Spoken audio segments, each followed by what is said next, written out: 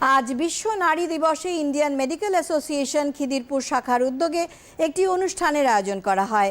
এই অনুষ্ঠানে রেশমি শর্মা, সুচিস্মিতা মিশ্র, সুফিয়া আব্বাস, প্রিয়াঙ্কা দে সহ কয়েকজনকে তাদের সাফল্যের স্বীকৃতিতে সম্মাননা প্রদান করা হয়।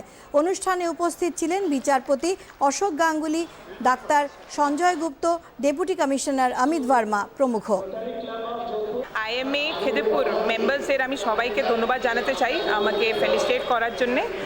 আর ওমেন্সদের ডেফিনেটলি একটা ভীষণ ইম্পর্টেন্ট ডে, কেন কি আমরা ওমেন্সরা আজকে সব ফিল্ডে, আপনার অ্যাস্ট্রোনট ফিল্ডে হোক, কিংবা স্পোর্টস ফিল্ডে হোক, কিংবা এডুকেশন ফিল্ডে হোক, কিংবা আপনার ইঞ্জিনিয়ারিং ফিল্ডে হোক, যে কোনো ফিল্ডে হোক, আজকে আমরা মেয়েরা অনেকটা এগিয়ে এসেছি। আর থ্যাঙ্কস টু দ্য সোসাইটি, ওরা আমাদের ভীষণ সাপোর্ট করছে। তো আর আমাদের এই রিকগনাইজেশন আজকে দেওয়ার জন্যে আমি সবাইকে ধন্যবাদ দিতে চাই। ডেফিনেটলি রিকগনাইজেশন ভীষণ দরকার, কেন কি রিকগনাইজেশন পেলে মেয়েরা আরও ইন্সপায়ার হবে, আরও মেয়েরা ডিফারেন্ট ফিল্ডে আরও এগিয়ে আসবে। আজকে আমরা খুব নামকরা মহিলাদের ফেলিসিটেট করেছি, যেমন ডিডি দূরদর্শনে যিনি রিডার সুব্বা আব্বাস, সুফিয়া আব্বাস, এবং স্পোর্টস পার্সন রেশমি শর্মা, ইন্টারন্যাশনাল সুইমার।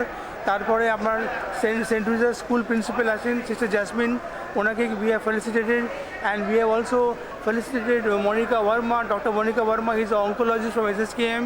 এর সাথে আমরা ডেকেছি আজকে DD woman police from Lalbajar, Mrs. Suchishmita Mishra, and other people have come over here, and all doctors were present from IIMA Khidirpur, including oncologists and senior gynecologists. আর আমরা একটা health camp করেছি for female health awareness.